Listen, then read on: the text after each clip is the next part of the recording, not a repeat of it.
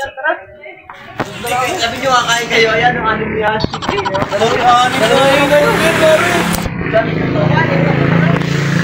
Pare, kayo nakain ng Papa Joms yan.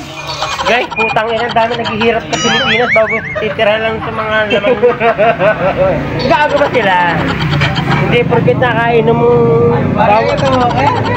Hindi porket nakainom, sasayangin natin yung pagkain.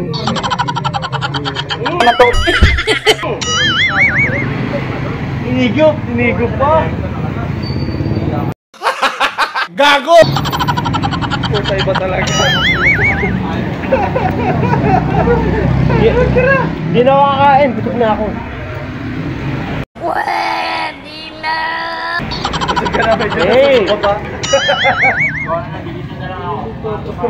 Dito na sa Salinas. Tangina si Papa Joms dito na.